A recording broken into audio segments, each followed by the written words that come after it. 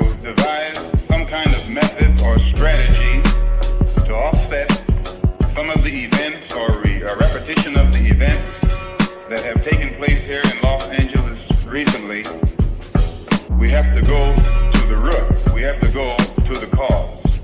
Dealing with the condition itself is not enough. Dear Mr. Massa, I'm just trying to mind my own business. What's the matter? It's just another day, another black king captured. I'm about to lose my brain, stuck inside this ghetto rapture. I got a lot of smoke. If you want it, you can have it. They want a hat trick, but this is black girl magic. Ain't talking about the kind that'll make you disappear, but I'm talking about the power of the melanin within. Ain't looking for trouble, but I'ma say this one time. I put two dukes up if you try to touch mine. We still want justice for Samir and Trayvon. You say you don't see color, but racism ain't blind. They targeting little kids whose skin look just like mine. So I'm paranoid, it's a war zone outside. And I'm a black queen, so if you ask me to step out of my car, you gon' have to snatch me. Cause I ain't going no damn well. Had to spend my whole life living unfair. Ancestors got my back and they right here.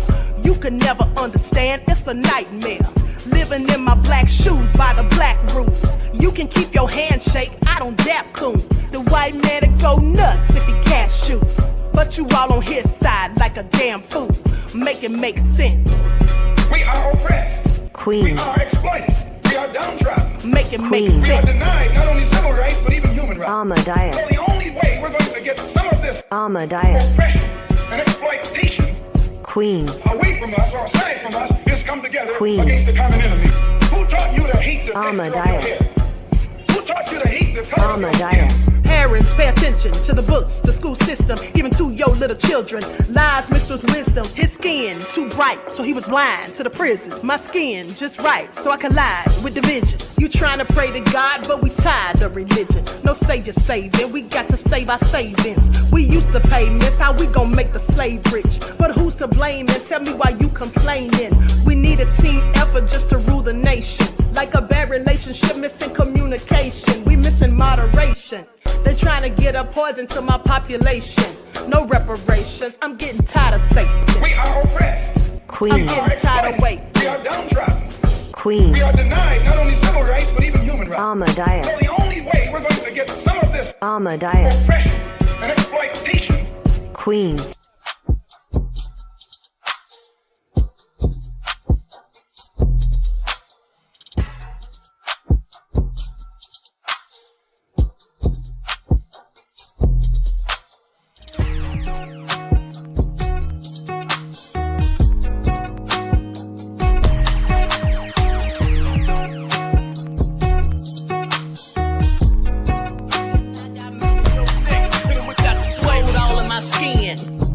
all in my blood. Kings all in my circle. You touch one of mine and you're done. They show no love for the queen.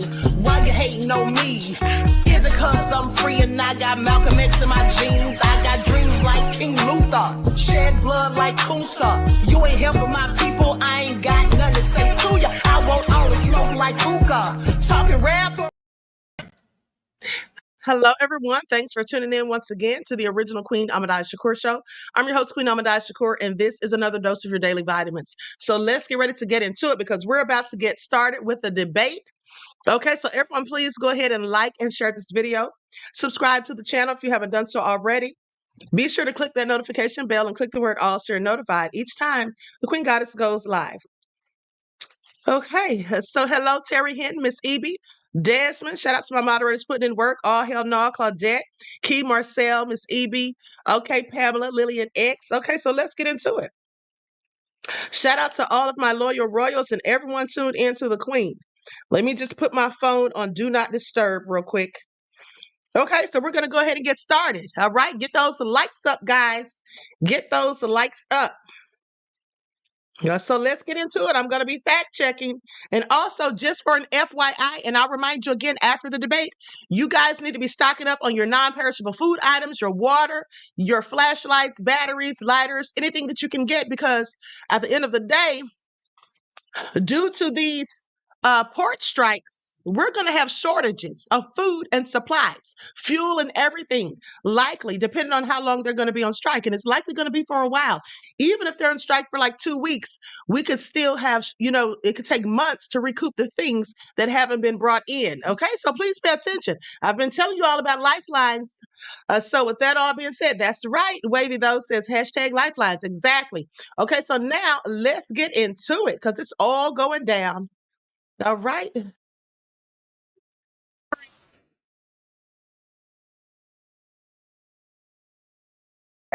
Thank you, Nora. Earlier today, Iran launched its largest attack yet on Israel, but that attack failed thanks to joint U.S. and Israeli defensive action. President Biden has deployed more than 40,000 U.S. military personnel and assets to that region over the past year to try to prevent a regional war. Iran is weakened, but the U.S. still considers it the largest state sponsor of terrorism in the world, and it has drastically reduced the time it would take to develop a nuclear weapon. It is down now to 1 or 2 weeks' time. Governor Walz, if you were the final voice in the Situation Room, would you support or oppose a preemptive strike by Israel on Iran? You have 2 minutes. Well, thank you. And thank you for those joining at home tonight. Let's keep in mind where this started. October 7th, Hamas terrorists massacred over 1,400 Israelis and took prisoners. Israel's ability to be able to defend itself is absolutely fundamental. Getting its hostages back, fundamental, and ending the humanitarian crisis in Gaza. But the expansion of Israel and its proxies is an absolute fundamental necessity for the United States to have the steady leadership there. You saw it experienced today, where along with our Israeli partners and our coalition, able to stop the incoming attack. But what's fundamental here is that steady leadership is going to matter. It's clear, and the world saw it on that debate stage a few weeks ago. A nearly 80-year-old Donald Trump talking about crowd sizes is not what we need in this moment. But it's not just that. It's those that were closest to Donald Trump that understand how dangerous he is when the world is this dangerous. His chief of staff, John Kelly, said that he was the most flawed human being he'd ever met. And both of his secretaries of defense and his national security advisors said he should be nowhere near the White House. Now, the person closest to them, Donald Trump, said he's unfit for the highest office. That was Senator Vance. What we've seen out of Vice President Harris is we've seen steady leadership. We've seen a calmness that is able to draw on the coalitions to bring them together. Understanding that our allies matter. When our allies see Donald Trump turn towards Vladimir Putin, turn towards North Korea, when we start to see that type of fickleness around holding the coalitions together, we will stay committed. And as the vice president said today we will protect our forces and our allied forces, and there will be consequences. Governor, your time is up. Senator Vance, the same question. Would you support or oppose a preemptive strike by Israel on Iran? You have 2 minutes. So, Margaret, I want to answer the question. First of all, thanks, Governor. Thanks to CBS for hosting the debate. And thanks, most importantly, to the American people who are watching this evening and caring enough about this country to pay attention to this vice presidential debate. I want to answer the question, but I want to actually give an introduction to myself a little bit because I recognize a lot of Americans don't know who either one of us are. I was raised in a working class family. My mother required food assistance for periods of her life. My grandmother required Social Security help to raise me. And she raised me in part because my own mother struggled with addiction for a big chunk of my early life. I went to college on the GI Bill after I enlisted in the Marine Corps and served in Iraq. And so I stand here asking to be your vice president with extraordinary gratitude for this country, for the American dream that made it possible for me to live my dreams. And most importantly, I know that a lot of you are worried about the chaos in the world and the feeling that the American dream is unattainable. I want to try to convince you tonight over the next 90 minutes that if we get better leadership in the White House, if we get Donald Trump back in the White House, the American dream is going to be attainable once again.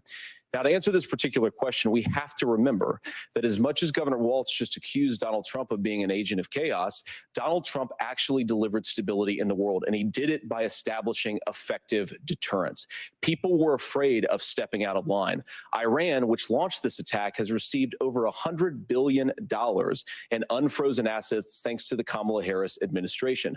What do they use that money for? They use it to buy weapons that they're now launching against our allies, and God forbid, potentially launching against the United States as well. Donald Trump recognized that for people to fear the United States, you needed peace through strength. They needed to recognize that if they got out of line, the United States global leadership would put stability and peace back in the world. Now, you asked about a preemptive strike, Margaret, and I want to answer the question. Look, it is up to Israel what they think they need to do to keep their country safe, and we should support our allies wherever they are when they're fighting the bad guys. I think that's the right approach to take with the Israel question. Thank you, Senator. Governor Walz, do you care to respond to any of the allegations? Well, look, Donald Trump was in office. We'll sometimes hear a revisionist history, but when Donald Trump was in office, it was Donald Trump who we had a coalition of nations that had boxed Iran's nuclear program in, the inability to advance it. Donald Trump pulled that program and put nothing else in its place. So Iran is closer to a nuclear weapon than they were before because of Donald Trump's fickle leadership. And when Iran shot down an American aircraft in international airspace, Donald Trump tweeted, because that's the standard diplomacy of Donald Trump. And when Iranian missiles did fall near U.S. troops and they received traumatic brain injuries, Donald Trump wrote it off as headaches. Look, our allies understand that Donald Trump is fickle. He will go to whoever has the most flattery or where it makes sense to him. Steady leadership like you witnessed today, like you witnessed in April. Both Iranian attacks were repelled. Our coalition is strong, and we need the steady leadership that Kamala Harris is providing. Senator Vance, the U.S. did have a diplomatic deal with Iran to temporarily pause parts of its nuclear program, and President Trump did exit that deal. He recently said, just 5 days ago, the U.S. must now make a diplomatic deal with Iran because the consequences are impossible. Did he make a mistake? You have 1 minute. Well, first of all, Margaret, diplomacy is not a dirty word, but I think that's something that Governor Walz just said is quite extraordinary. You yourself just said Iran is as close to a nuclear weapon today as they have ever been. And Governor Walz, you blame Donald Trump, who has been the vice president for the last 3.5 years. And the answer is your running mate, not mine.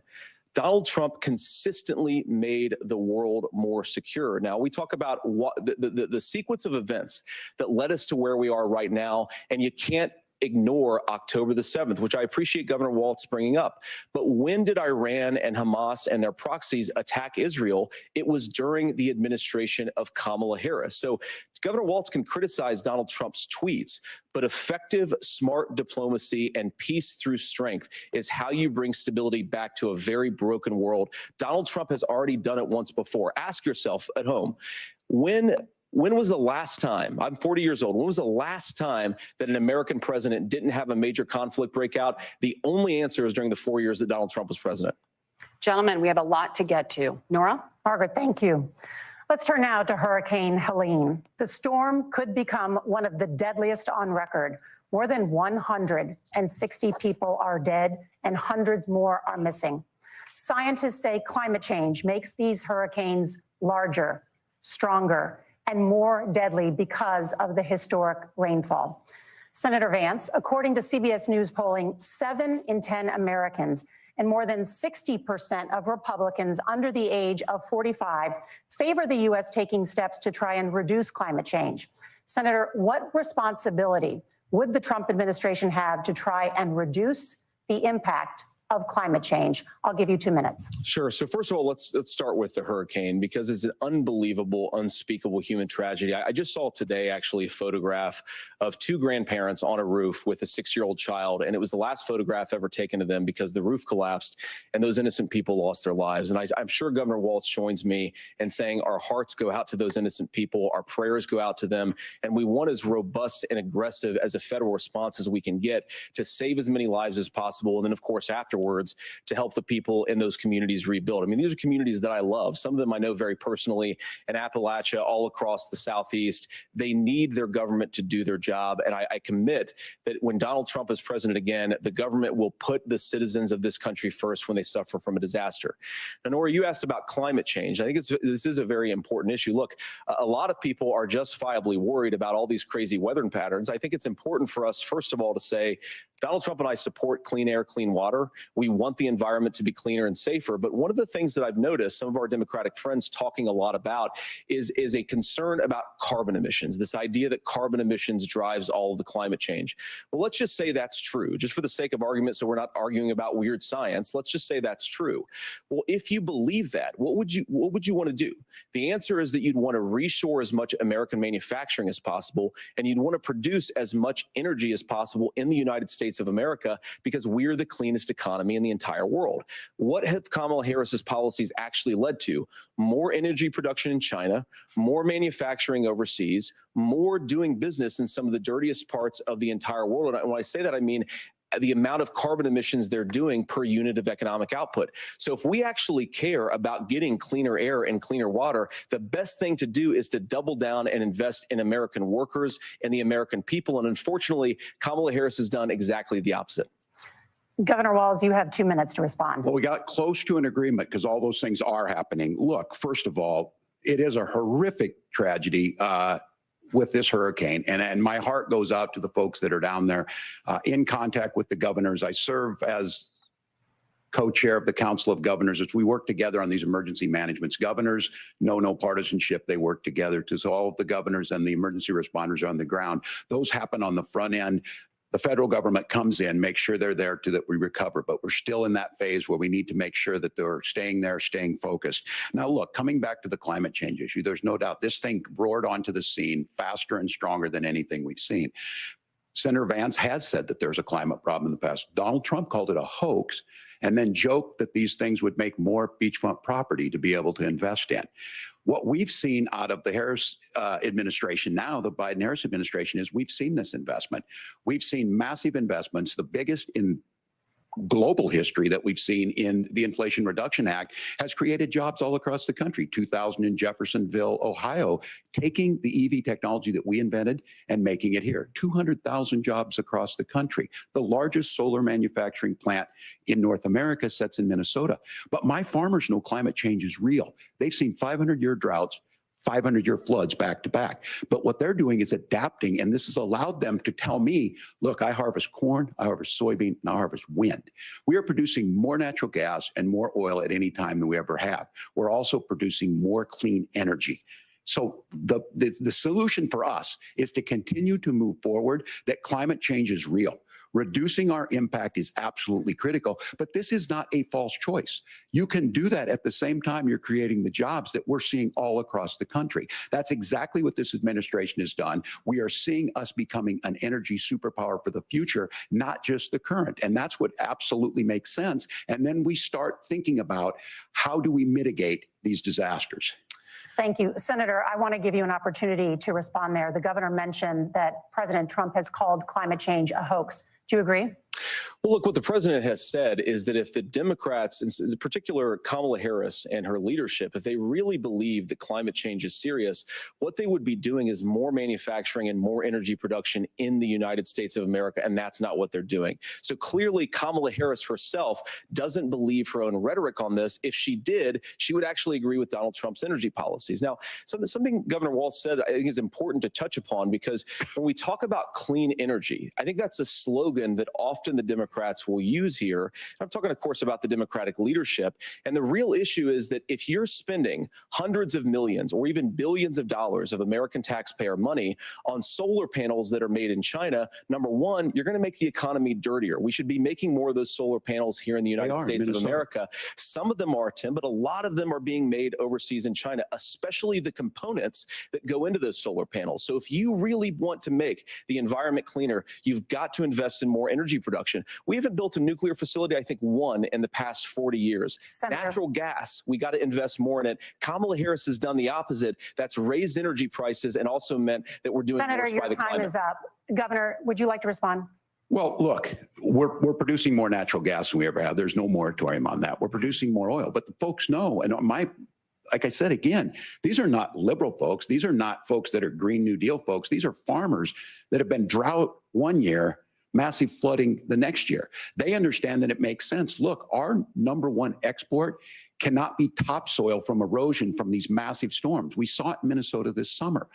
And thinking about how do we respond to that, we're thinking ahead on this. And what Kamala Harris has been able to do in Minnesota, we're starting to weatherproof some of these things. The infrastructure law that was passed allows us to think about mitigation in the future. How do we make sure that we're protecting by burying our power lines? How do we make sure that we're protecting lakefronts and things that we're seeing more and more of?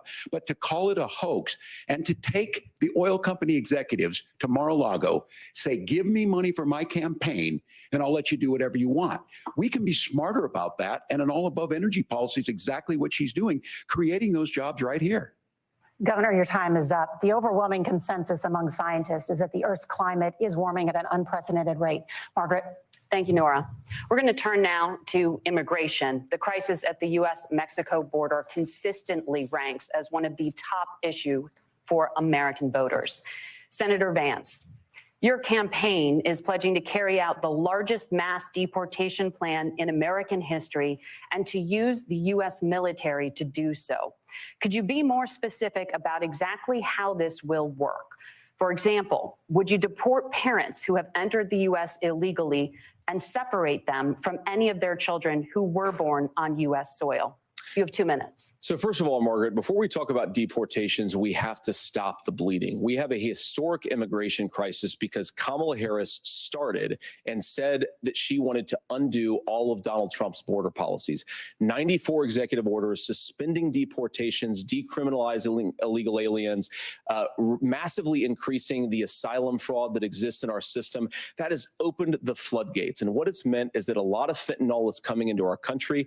I had a mother who struggled with opioid addiction and has gotten clean. I don't want people who are struggling with addiction to be deprived of their second chance because Kamala Harris let in fentanyl into our communities at record levels. So you've got to stop the bleeding. You've got to re-implement Donald Trump's border policies, build the wall, re-implement deportations. And that gets me to your point, Margaret, about what do we actually do? So we've got 25 million illegal aliens who are here in the country. What do we do with them? I think the first thing that we do is we start with the criminal migrants. About 1 million of those people have committed some form of crime in addition to crossing the border illegally. I think you start with deportations on those folks. And then I think you make it harder for illegal aliens to undercut the wages of American workers. A lot of people will go home if they can't work for less than minimum wage in our own country. And by the way, that'll be really good for our workers who just want to earn a fair wage for doing a good day's work. And the final point, Margaret, is you ask about family separation. Right now in this country, Margaret, we have 320,000 children that the Department of Homeland Security has effectively lost. Some of them have been sex trafficked. Some of them hopefully are at homes with their families. Some of them have been used as drug trafficking mules. The real family separation policy in this country is unfortunately Kamala Harris's wide open southern border. And I'd ask my fellow Americans to remember when she came into office, she said she was going to do this. Real leadership would be saying, you know what, I screwed up. We're going to go back to Donald Trump's border policies. I wish that she would do that. It would be good for all of us. Governor, do you care to respond to any of those specific allegations, including that the vice president is, quote, letting in fentanyl and using kids as drug mules, among other things regarding children? The drug mule is not true, but I will say about this, about the fentanyl, because this is a crisis of this, the opioid crisis. And the good news on this is the last 12 months saw the largest decrease in opioid deaths in our nation's history, 30% decrease in Ohio, but there's still more work to do. But let's go back to this on immigration. Kamala Harris was the Attorney General of the largest state, a border state in California. She's the only person in this race who prosecuted transnational gangs for human trafficking and drug interventions. But look, we all want to solve this. Most of us want to solve this, and that is the United States Congress. That's the Border Patrol agents. That's the Chamber of Commerce. That's most Americans out here. That's why we had the fairest and the toughest bill on immigration that this nation's seen. It was crafted by a conservative senator from Oklahoma, James Lankford. I know him. He's super conservative, but he's a man of principle, wants to get it done. Democrats and Republicans worked on this piece of legislation. The Border Patrol said, this is what we need in here. These are the experts. And the Chamber of Commerce and the Wall Street Journal said, pass this thing. Kamala Harris helped get there. 1,500 new border agents, detection for drugs, DOJ money to speed up the adjudications on this, just what America wants. But as soon as I was getting ready to pass and actually tackle this, Donald Trump said no, told them to vote against it because it gives him a campaign issue. It gives him what would Donald Trump talk about if we actually did some of these things? And they need to be done by the legislature. You can't just do this through the executive branch. So look, we have the options to do this. Donald Trump had 4 years. He had 4 years to do this, and he promised you, America, how easy it would be. I'll build you a big, beautiful wall, and Mexico will pay for it. Less than 2% of that wall got built, and Mexico didn't pay a dime. But here we are again, 9 years after he came down that escalator, dehumanizing people and telling them what he was going to do. As far as the deportation plan, at one point, Senator Vance said it was so unworkable to be laughable. So that's where we're at. Pass the bill, she'll sign it. Governor, your time is up. Senator, the question was, will you separate parents from their children, even if their kids are U.S. citizens? You have 1 minute. Margaret, my point is that we already have massive child separations thanks to Kamala Harris's open border. And I didn't accuse Kamala Harris of inviting drug mules. I said that she enabled the Mexican drug cartels to operate freely in this country. And we know that they use children as drug mules, and it is a disgrace, and it has to stop. Look, I think what Tim said just doesn't pass the smell test. For 3 years, Kamala Harris went out bragging that she was going to undo Donald Trump's border policy. She did exactly that. We had a record number of illegal crossings. We had a record number of fentanyl coming into our country. And now that she's running for president, or a few months before, she says that somehow she got religion and cared a lot about a piece of legislation. The only thing that she did when she became the vice president, when she became the appointed border czar, was to undo 94 Donald Trump executive actions that opened the border. This problem is leading to massive problems in the United States of America. Parents who can't afford health care, schools that are overwhelmed. It's got to stop, and it will when Donald Trump is president Senator, again. Your time is up. Governor, what about our CBS News polling, which does show that a majority of Americans, more than 50%, support mass deportations? Look, we fix this issue with a bill that is necessary, but the issue on this is what happens when you don't want to solve it. You demonize it. And we saw this, and Senator Vance, and it surprises me on this, talking about and saying, I will create stories to bring attention to this. That vilified a large number of people who were here legally in the community of Springfield. The Republican governor said, it's not true, don't do it. There's consequences for this. There's consequences. We could come together. Senator Lankford did it. We could come together and solve this if we didn't let Donald Trump continue to make it an issue. And the consequences in Springfield were the governor had to send state law enforcement to escort kindergartners to school. I believe Senator Vance wants to solve this, but by standing with Donald Trump and not working together to find a solution, it becomes a talking point. And when it becomes a talking point like this, we dehumanize and villainize other human beings. Tim, Governor, your time is up. Senator, I'll give you 1 minute, but let me just ask you the question first. The governor has made the point, and I think as a sitting lawmaker, you know that Congress controls the purse strings and any funding.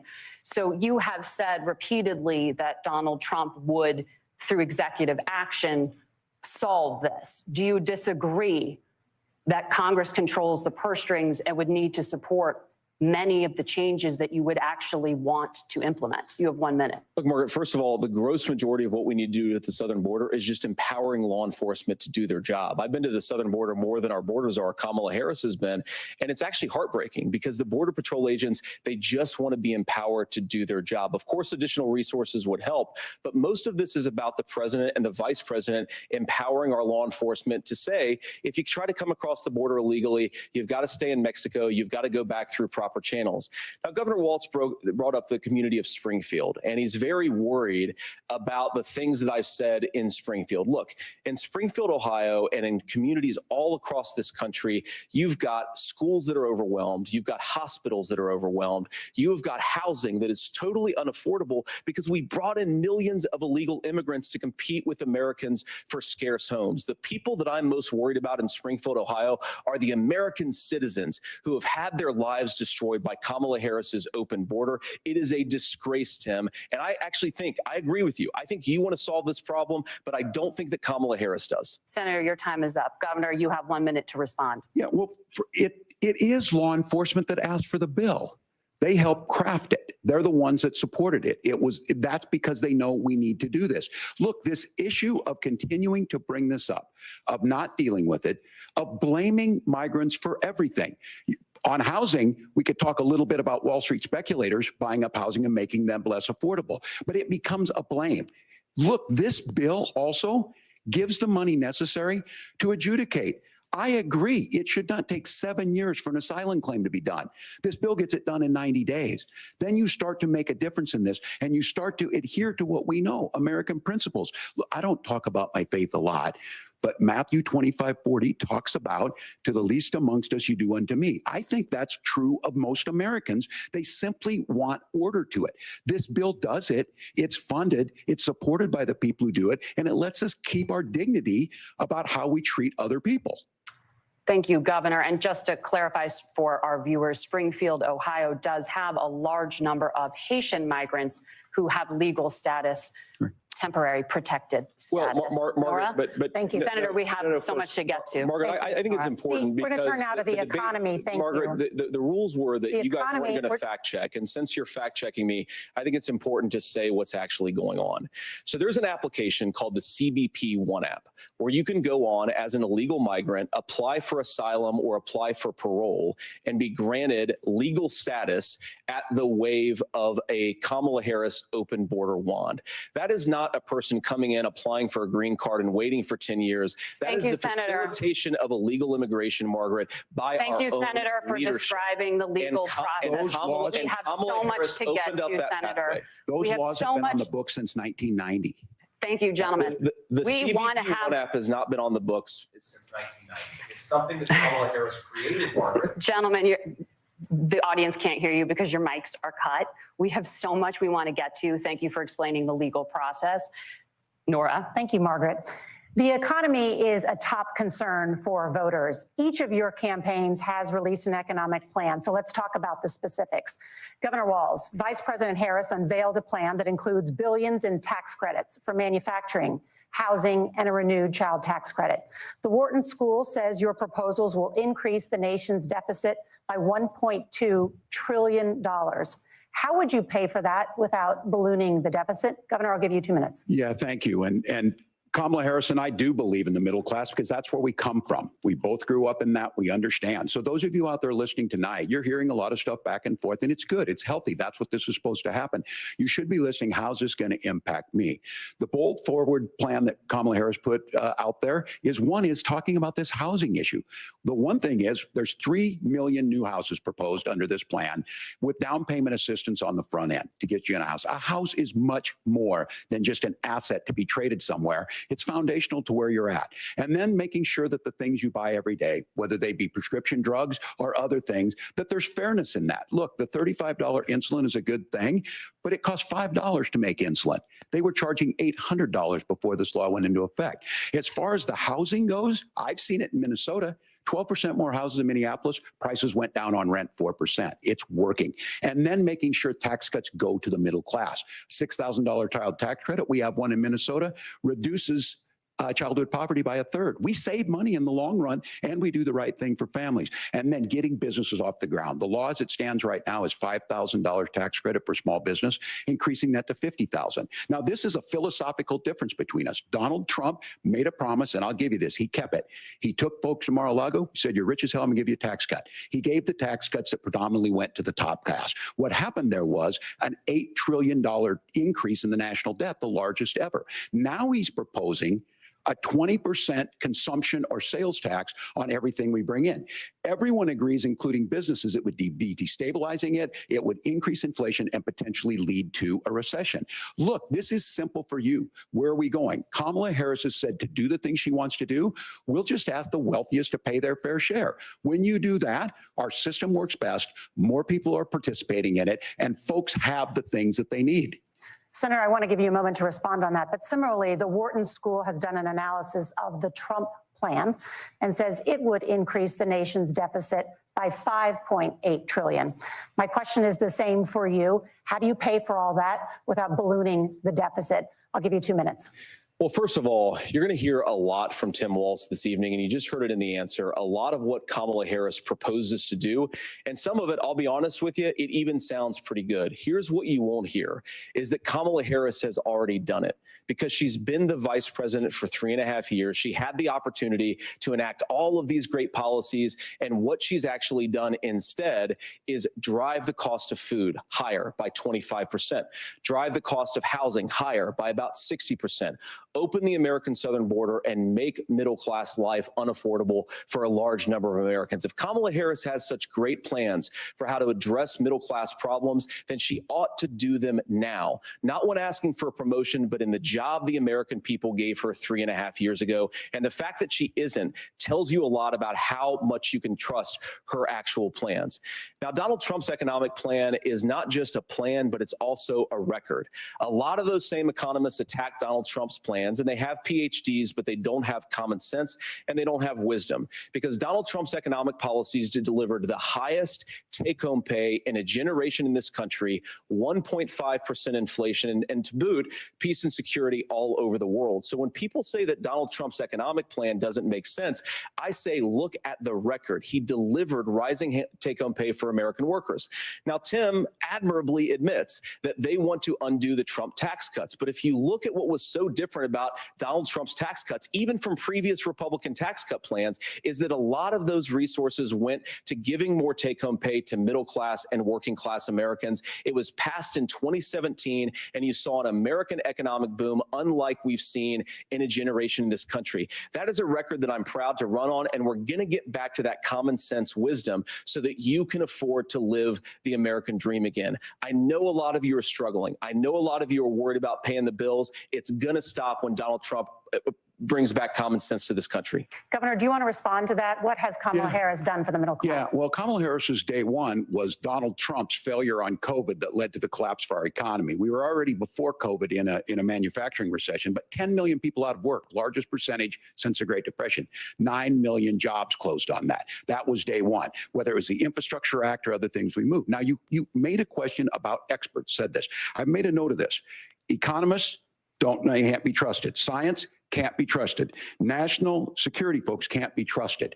Look, if you're going to be president, you don't have all the answers. Donald Trump believes he does. My pro tip of the day is this. If you need heart surgery, listen to the people at the Mayo Clinic in Rochester, Minnesota, not Donald Trump. And the same thing goes with this. And I ask you out there, teachers, nurses, truck drivers, or whatever, how is it fair that you're paying your taxes every year and Donald Trump hasn't paid any federal tax in the last 15 years, and the last year as president? That's what's wrong with the system. There's a way around it, and he's bragged about that. We're just asking for fairness in it, and that's all you want. You have a minute. Governor, you say trust the experts. But those same experts for 40 years said that if we shipped our manufacturing base off to China, we'd get cheaper goods. They lied about that. They said if we shipped our industrial base off to other countries, to Mexico and elsewhere, it would make the middle class stronger. They were wrong about that. They were wrong about the idea that if we made America less self-reliant, less productive in our own nation, that it would somehow make us better off, and they were wrong about it. And for the first time in a generation, Donald Trump had the wisdom and the courage to say to that bipartisan consensus, we're not doing it anymore. We're bringing American manufacturing back. We're unleashing American energy. We're going to make more of our own stuff. And this isn't just an economic issue. I mean, I've got 3 beautiful little kids at home, 7, 4, and 2, and I love them very much, and I hope they're in bed right now. But look, so many of the drugs, the pharmaceuticals that we put in the body bodies of our children are manufactured by nations that hate us. This has to stop. And we're not going to stop it by listening to experts. We're going to stop it by listening to common sense wisdom, which is what Donald Trump governed on. Senator, your time is up. Governor Walz, can you address that? I mean, voters say they trust Donald Trump on the economy more. Why? Well, if you're listening tonight and you want billionaires to get tax cuts, you heard what the numbers were. Look, I'm a union guy on this. I'm not a guy who wanted to ship things overseas, but I understand that, look, we produce soybeans and corn. We need to have fair trading partners. That's something that we believe in. I think the thing that most concerns me on this is Donald Trump was the guy who created the largest trade deficit in American history with China. So the rhetoric is good. Much of what the senator said right there, I'm in agreement with him on this. I watched it happen too. I watched it to my communities, and we talked about that. But we had people undercutting the right to collectively bargain. We had right to work states made it more difficult. We had companies that were willing to ship it over, and we saw people profit. Folks that are venture capital in some cases, putting money into companies that were overseas. We're in agreement that we bring those home. The issue is Donald Trump is talking about it. Kamala Harris has a record, 250,000 more manufacturing jobs just out of the IRA. May I respond to that? Yes. So appreciate that. So if you notice, what Governor Walz just did is he said, first of all, Donald Trump has to listen to the experts. And then when he acknowledged that the experts screwed up, he said, well, Donald Trump didn't do nearly as good of a job as the statistics No, that's a gross generalization. that he did. So what Tim Walz is doing, and I honestly, Tim, I think you got a tough job here, because you've got to play whack-a-mole. You've got to pretend that Donald Trump didn't deliver rising take-home pay, which of course he did. You've got to pretend that Donald Trump didn't deliver lower inflation, which of course he did. And then you've simultaneously got to defend Kamala Harris's atrocious economic record, which has made gas, groceries, and housing unaffordable for American citizens. I was raised by a woman who would sometimes go into medical debt so that she could put food on the table in our household. I know what it's like to not be able to afford the things that you need to afford. We can do so much better. To all of you watching, we can get back to an America that's affordable again. We just got to get back to common sense economic principles. I hope we have a conversation on healthcare then. Senator, Governor. Please. Thank you. Margaret? We have a lot to get to ahead, gentlemen, on many topics. But right now, I want to talk about personal qualifications. The vice president is often the last voice the president hears before making consequential decisions. We want to ask you about your leadership qualities. Governor Walz, you said you were in Hong Kong during the deadly Tiananmen Square protests in the spring of 1989. But Minnesota Public Radio and other media outlets are reporting that you actually didn't travel to Asia until August of that year. Can you explain that discrepancy? Yeah, well, and to the folks out there who didn't get at the top of this, look, I grew up in small rural Nebraska, town of 400, town that you rode your bike with your buddies till the streetlights come on, and I'm proud of that service. I joined the National Guard at 17, worked on family farms, and then I used the GI Bill to become a teacher, passionate about it, a young teacher. My first year out, I got the opportunity in the summer of '89 to travel to China. 35 years ago, be able to do that. I came back home and then started a program to take young people there. We would take basketball teams, we would take baseball teams, we would take dancers, and we would go back and forth to China. The issue for that was to try and learn. Now, look, my community knows who I am. They saw where I was at. Look, I will be the first to tell you, I have poured my heart into my community. I've tried to do the best I can, but I've not been perfect. And I'm a knucklehead at times, but it's always been about that. Those same people elected me to Congress for 12 years.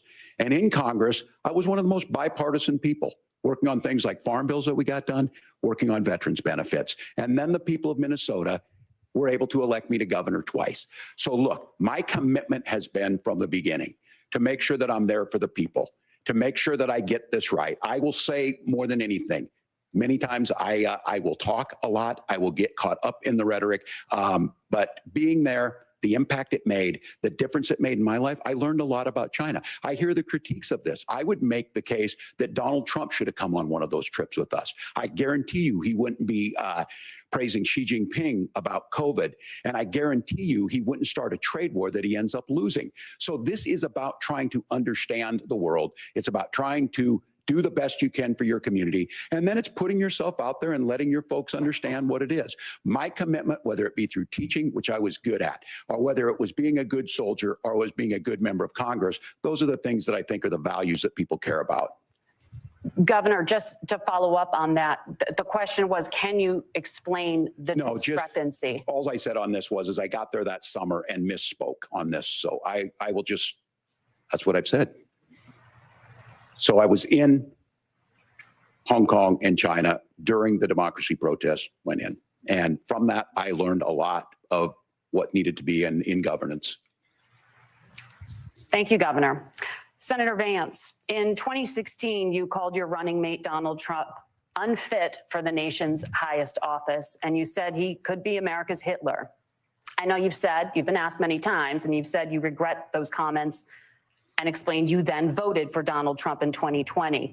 But the Washington Post reported new messages last week in which you also disparaged Trump's economic record while he was president, writing to someone in 2020, quote, Trump thoroughly failed to deliver his economic populism.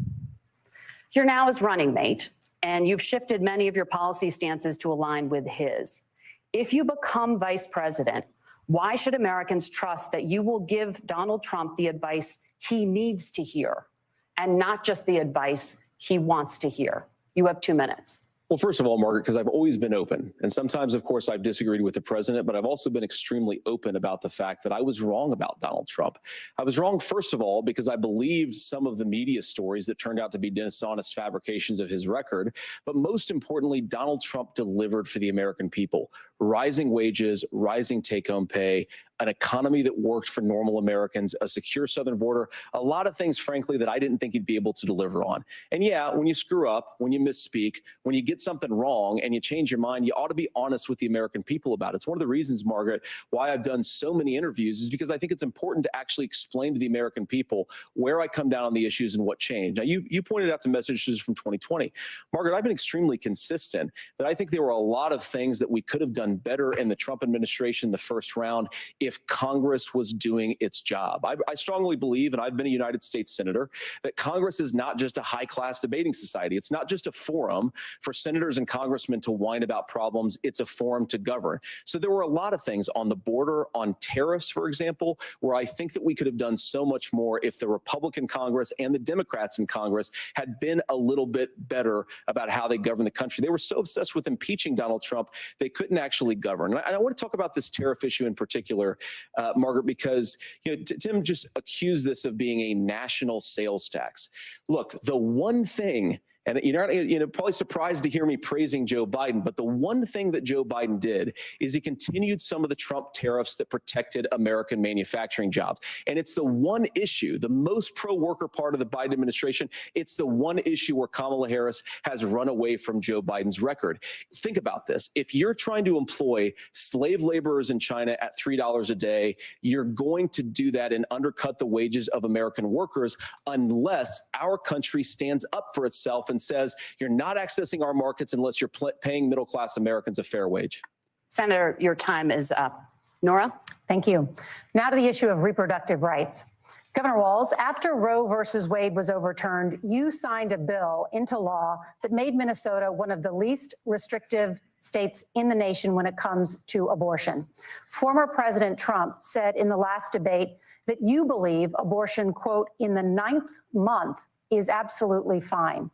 Yes or no? Is that what you support? I'll give you 2 minutes. That's not what the bill says, but look, this issue is what's on everyone's mind. Donald Trump put this all into motion. He brags about how great it was that he put the judges in and overturned Roe versus Wade, 52 years of personal autonomy. And then he tells us, oh, we send it to the states. It's a beautiful thing. Amanda Zaworski would disagree with you on it's a beautiful thing. A young bride in Texas waiting for their child at 18 weeks. She has a complication, a tear in the membrane. She needs to go in. The medical care at that point needs to be decided by the doctor. And that would have been an abortion. But in Texas, that would have put them in legal jeopardy. She went home, got sepsis, nearly dies, and now she may have difficulty having children. Or in Kentucky, Hadley Duvall, a 12-year-old child raped and impregnated by her stepfather. Those are horrific. Now, when God asked about that, Senator Vance said 2 wrongs don't make a right. There is no right in this. So in Minnesota, what we did was restore Roe versus Wade. We made sure that we put women in charge of their health care. But look, this is not where, if you don't know Amanda or a Hadley, you soon will. Their Project 2025 is going to have a registry of pregnancies. It's going to make it more difficult, if not impossible, to get contraception and limit access, if not eliminate access to infertility treatments. For so many of you out there listening, me included, infertility treatments are why I have a child. That's nobody else's business, but those things are being proposed. And the catch-all on this is, well, the states will decide what's right for Texas might not be right for Washington. That's not how this works. This is basic human right. We have seen maternal mortality skyrocket in Texas, outpacing many other countries in the world. This is about healthcare. In Minnesota, we are ranked first in healthcare for a reason. We trust women, we trust doctors. Senator, do you want to respond to the governor's claim? Will you create a federal pregnancy monitoring agency? No, Nora, certainly we won't. And I want to talk about this issue because I know a lot of Americans care about it, and I know a lot of Americans don't agree with everything that I've ever said on this topic. And, you know, I grew up in a working class family in a neighborhood where I knew a lot of young women who had unplanned pregnancies and decided to terminate those pregnancies because they feel like they didn't have any other options. And, you know, one of them is actually very dear to me. And I know she's watching tonight, and I love you. And she told me something a couple years ago that she felt like if she hadn't had that abortion, that it would have destroyed her life because she was in an abusive relationship. And I think that what I take from that as a Republican who proudly wants to protect innocent life in this country, who proudly wants to protect the vulnerable, is that my party, we've got to do so much better of a job at earning the American people's trust back on this issue where they frankly just don't trust us. And I think that's one of the things that Donald Trump and I are endeavoring to do. I want us as a Republican Party to be pro-family in the fullest sense of the word. I want us to support fertility treatments. I want us to make it easier for moms to afford to have babies. I want it to make it easier for young families to afford a home so they can afford a place to raise that family. And I think there's so much that we can do on the public policy front just to give women more options. Now, of course, Donald Trump has been very clear that on the abortion policy specifically, that we have a big country and it's diverse. And California has a different viewpoint on this than Georgia. Georgia has a different viewpoint from Arizona. And the proper way to handle this, as messy as democracy sometimes is to let voters make these decisions, let the individual states make their abortion policy. And I think that's what makes the most sense in a very big, a very diverse, and let's be honest, sometimes a very, very messy and divided country. Governor, would you like to respond and also answer the question about restrictions? Yeah, well, the question got asked and Donald Trump made the accusation that wasn't true about Minnesota. Well, let me tell you about this idea that there's diverse states. There's a young woman named Amber Thurman. She happened to be in Georgia, a restrictive state. Because of that, she had to travel a long distance to North Carolina to try and get her care. Amber Thurman died in that journey back and forth. The fact of the matter is, how can we as a nation say that your life and your rights, as basic as the right to control your own body, is determined on geography? There's a very real chance, had Amber Thurman lived in Minnesota, she would be alive today. That's why the restoration of Roe versus Wade. When you listen to Vice President Harris talk about this subject and you hear me talk about it, you hear us talking exactly the same.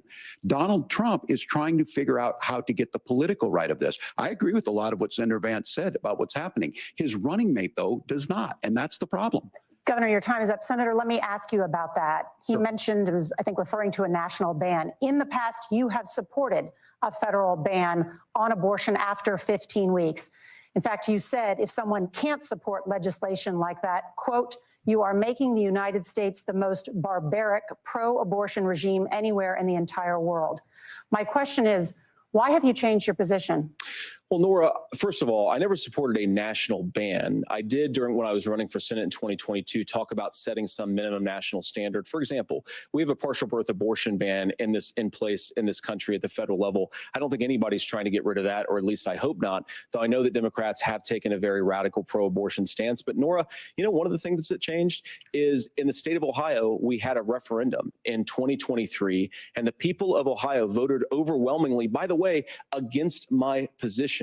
And I think that what I learned from that, Nora, is that we've got to do a better job at winning back people's trust. So many young women would love to have families. So many young women also see an unplanned pregnancy as something that's going to destroy their livelihood, destroy their education, destroy their relationships. And we have got to earn people's trust back. And that's why Donald Trump and I are committed to pursuing pro-family policies, making childcare more accessible, making fertility treatments more accessible, because we've got to do a better job at that. And that's what real leadership is. Governor, your response. Well, I'm going to respond on the pro-abortion piece of that. No, we're not. We're pro-women. We're pro-freedom to make your own choice. We know what the implications are to not be that. Women having miscarriages, women not getting the care, physicians feeling like they may be prosecuted for providing that care. And as far as making sure that we're educating our children and giving them options, Minnesota's a state with one of the lowest teen pregnancy rates. We understand that too. We know that the options need to be available, and we make that true. We also make it, we're a top 3 state for the best place to raise children. But these two things, to try and say that we're pro-children, but we don't like this, or you guys are pro-abortion, that's not the case at all. We are pro-freedoms for women to make their choices, and we're going, and Kamala Harris is making the case, to make options for children more affordable, a $6,000 child tax credit, but we're not going to base that on the backs of making someone like Amber Thurman drive 600 miles to try and get health care. Senator. May I respond to that? First of all, Governor, I agree with you. Amber Thurman should still be alive, and there are a lot of people who should still be alive, and I certainly wish that she was. And maybe you're free to disagree with me on this and explain this to me, but as I read the Minnesota law that you signed into law, the statute that you signed into law, it says that a doctor who presides over an abortion where the baby survives, the doctor is under no obligation to provide life-saving care to a baby who survives a botched late-term abortion. That is, I think, whether you're pro-choice or pro-abortion, that is fundamentally barbaric. And that's why I use that word, Nora, is because some of what we've seen, do you want to force Catholic hospitals to perform abortions against their will? Because Kamala Harris has supported suing Catholic nuns to violate their freedom of conscience. We can be a big and diverse country where we respect people's freedom of conscience and make the country more pro-baby and pro-family. But please.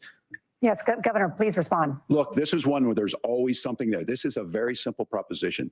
These are women's decisions to make about their healthcare decisions, and the physicians who know best when they need to do this. Trying to distort the way a law is written to try and make a point, that's not it at all. What was I wrong about, Governor? Please tell me, what was I wrong about? That is not the way the law is written. Look, I've given But how? I've given this advice on a lot of things, that getting involved, getting engaged, that's been misread, and it was fact-checked at the last debate. But the point on this is there's a continuation of these guys to try and tell women or to get involved. I use this line on this, just mind your own business on this. Things work best when Roe versus Wade was in place. When we do a restoration of Roe, that works best. That doesn't preclude us from increasing funding for children. It doesn't increase us from making sure that once that child's born, like in Minnesota, they get meals, they get early childhood education, they get health care. So the hiding behind we're going to do all these other things when you're not proposing them in your budget. Kamala Harris is proposing them. She's proposing all those things to make life easier for families. I asked a specific question, Governor. You gave me a slogan as a response. It's not the case. It's not true. That's not what the law says. So they fact-checked it with President Trump. Gentlemen, there's a lot to discuss. We have to move on, and we're going to be right back with much more of the CBS News vice presidential debate in just a moment.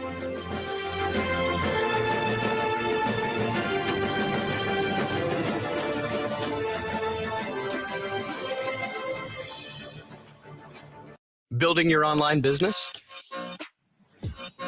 Go to Wix.com and set up your store on a single integrated platform. Add products. Unless you want super healthy, gorgeous hair that grows. They have a whole line of amazing hair growth products, including hair growth leave-in conditioner spray, hair growth shampoo, hair growth spray, and hair growth butter. I'm starting to sense a theme here. They include quality natural ingredients. They smell amazing, and you can see the results for yourself. So if you're looking for healthy hair growth for your natural or relaxed hair, try 12 Tribes on Earth today.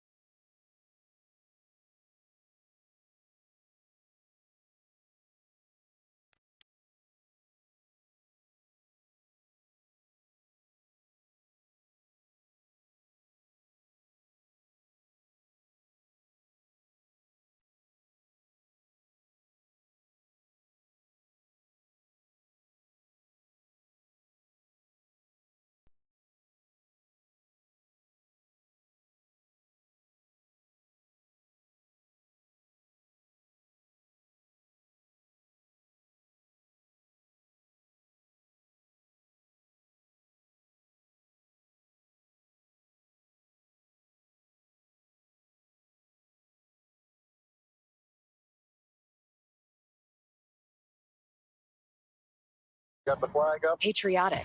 The vote, American as you. This November, step into the box and make it stick. Voter up. Get the latest updates on the 2024 election on the NBC News app. We are back now with tonight's vice presidential debate. When it ends, join us for analysis. Now back to the debate.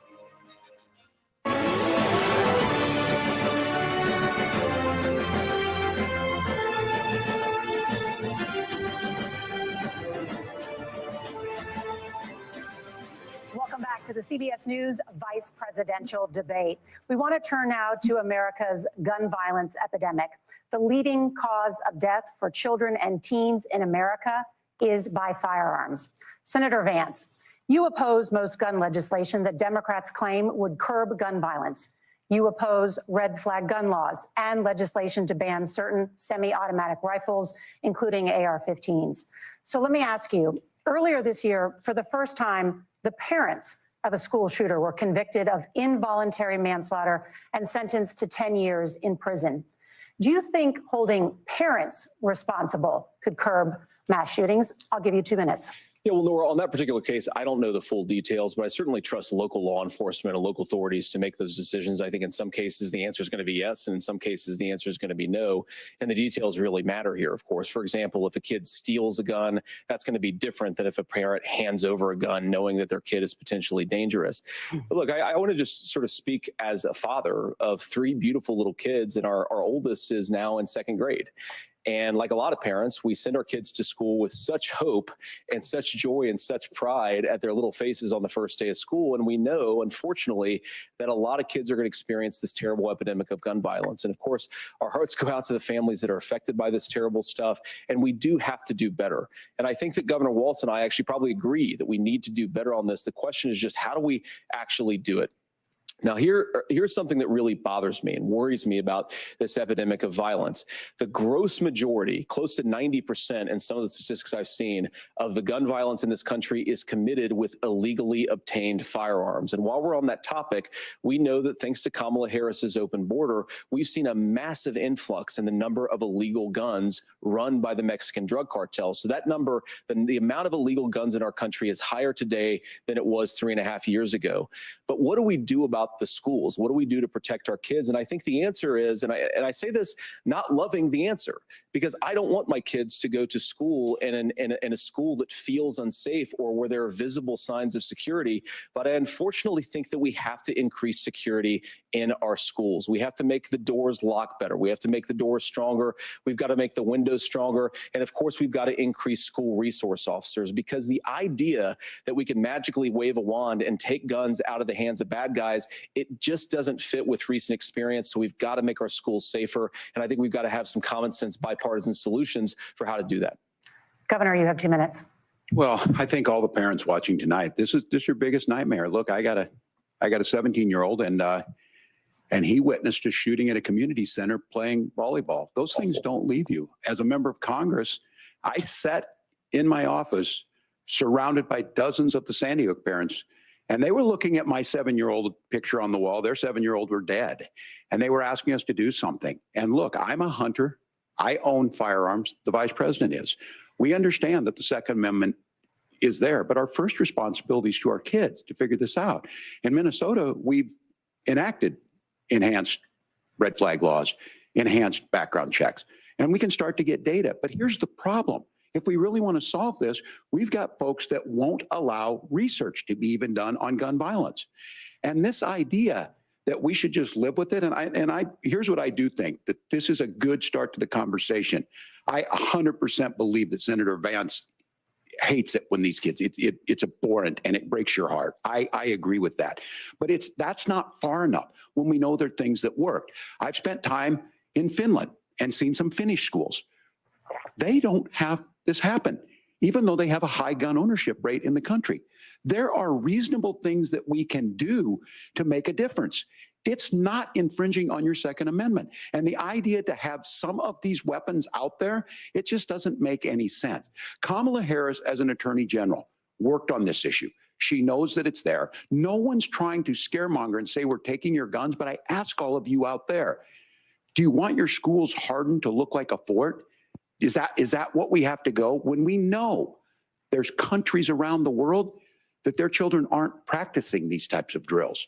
They're being kids. We owe it to them to get a fix. These are things that shouldn't be that difficult. You can still keep your firearms and we can make a difference. We have to. If you're listening tonight, this breaks your heart. Senator. Tim, first of all, I didn't know that your 17-year-old witnessed a shooting. I'm sorry about that, and I hope that he's doing okay. Christ have mercy. It is awful. And I appreciate what Tim said actually about Finland, because I do think it illustrates some of the frankly weird differences between our own country's gun violence problem and Finland. Is okay, first of all, we have way higher rates of mental health abuse or mental health substance abuse. We have way higher rates of depression, way higher rates of anxiety. We unfortunately have a mental health crisis in this country that I really do think that we need to get to the root causes of, because I don't think it's the whole reason why we have such a bad gun violence problem, but I do think it's a big piece of it. Another driver of the gun violence epidemic, especially that affecting our kids, it doesn't earn as many headlines, but is the terrible gun violence problem in a lot of our big cities. And this is why we have to empower law enforcement to arrest the bad guys, put them away, and take gun offenders off the streets. I think there's a whole host of things that we can do here, but I do think at our schools, we've got to talk about more security. Senator, thank you. Governor, you previously opposed an assault weapons ban, but only later in your political career did you change your position. Why? Yeah, I sat in that office with those Sandy Hook parents. I've become friends with school shooters. I've seen it. Look, the NRA, I was the NRA guy for a long time. They used to teach gun safety. I'm of an age where my shotgun was in my car so I could pheasant hunt after football practice. That's not where we live today. And several things I want to mention on this is talking about cities and where it's at. The number one where the most firearm deaths happen in Minnesota are rural suicides. And we have an epidemic of children getting guns and shooting themselves. And so we have, and we should look at all of the issues, making sure folks have health care and all that, but I want to be very careful. This idea of stigmatizing mental health, just because you have a mental health issue doesn't mean you're violent. And I think what we end up doing is we start looking for a scapegoat. Sometimes it just is the guns. It's just the guns, and there are things that you can do about it. But I do think that this is one, and I think this is a healthy conversation. I think there's a capacity to find solutions on this that work, protect Second Amendment, protect our children. That's our priority. Gentlemen, thank you. Margaret? Thank you, Nora. Let's turn now to the top contributor to inflation, the high cost of housing and rent. There's a shortage of more than 4 million homes in the United States, and that contributes to the high housing prices. Governor Walz, the Harris campaign promises a $25,000 down payment assistance for first-time home buyers and a $10,000 tax credit. They also promise to build 3 million new homes. Where are you building these homes, and won't handing out that kind of money just drive up prices higher? No, it's not handing out. We have, first, let me say this issue of housing, and I think those of you listening on this, the problem we've had is that we've got a lot of folks that see housing as another commodity. It can be bought up, it can be shifted, it can be moved around. Those are not folks living in those houses. Those of you listening tonight, that house is a big deal. I bought and owned one house in my life. My mom still lives in the house where I was. And when I think of a house, I'm thinking of Christmas services after midnight mass where you go with your family. We need to make it more affordable. And one of the things, as I said, this program that the Vice President is pushing forward and bringing a new way of approaching this is something we're doing in Minnesota from that lead. We in the state invested in making sure our housing was the biggest investment that we'd ever made in housing. It starts to make it easier. We cut some of the red tape. Local folks, look, we can't do it at the federal level, but local folks make it easier to build those homes. And then that down payment assistance. I can tell all of you out there, one of the, certainly for me, using the GI Bill was one thing, but a veteran's home loan, the big thing about a veteran's home loan is you don't have to pay the down payment. Those are things that make it there. Now, look, you're going to pay it back and you're going to pay your mortgage. Those are things that we know in the long run, the appreciated value, the generational wealth that's created from it. And I will give Minneapolis an example. Minneapolis is the one city where we've seen the lowest inflation rates. We've seen a 12% increase in stock because we put some of these things in, and we're implementing a state program to make sure we give some of that down payment assistance. We get it back from people because here's what we know. People with stable housing end up with stable jobs. People with stable housing have their kids able to get to school. All of those things in the long run end up saving our money. And that's the thing that I think we should be able to find some common ground in, but we can't blame immigrants for the only reason. That's not the case that's happening in many cities. The fact of the matter is that we don't have enough naturally affordable housing, but we can make sure that the government's there to help kickstart it, create that base. Governor, your time is up. Senator Vance, as far as your campaign's position, the promise is to seize federal lands to build homes, remove regulation, provide tax breaks, and cut back on immigration, which you say pushes up prices. Where are you going to build all the new homes you're promising, and what part of any of this plan will provide immediate relief? You have 2 minutes. Well, first of all, Tim just said something that I agree with. We don't want to blame immigrants for higher housing prices, but we do want to blame Kamala Harris for letting in millions of illegal aliens into this country, which does drive up costs, Tim. 25 million illegal aliens competing with Americans for scarce homes is one of the most significant drivers of home prices in the country. It's why we have massive increases in home prices that have happened right alongside massive increases in illegal alien populations under Kamala Harris's leadership. Now, Tim just mentioned a bunch of ideas. Now, some of those ideas I actually think are halfway decent, and some of them I disagree with. But the most important thing here is Kamala Harris is not running as a newcomer to politics. She is the sitting vice president. If she wants to enact all of these policies to make housing more affordable, I invite her to use the office that the American people already gave her, not sit around and campaign and do nothing while Americans find the American dream dream of homeownership completely unaffordable. Now, you asked, Margaret, what would immediately change the equation for American citizens if you lower energy prices? As Donald Trump says, drill, baby, drill. One of the biggest drivers of housing costs, aside from illegal immigration, is, think about it. If a truck driver is paying 40% more for diesel, then the lumber he's delivering to the job site to build the house is also going to become a lot more expensive. If we open up American energy, you will get immediate pricing relief for American citizens, not, by the way, just in housing, but in a whole host of other economic goods too. Senator Vance, you still have 23 seconds there. Do you want to answer? Can I have it? Where, yeah. Governor, we will get to you in a moment, but Senator, where are you going to seize the federal lands? Can you clarify? Well, what Donald Trump has said is we have a lot of federal lands that aren't being used for anything. They're not being used for national park. They're not being used, and they could be places where we build a lot of housing. And I do think that we should be opening up building in this country. We have a lot of land that could be used. We have a lot of Americans that need homes. We should be kicking out illegal immigrants who are competing for those homes, and we should be building more homes for the American citizens who deserve to be here. Senator, your time is up. Governor, I do want to let you respond to the allegation that the vice president is letting in.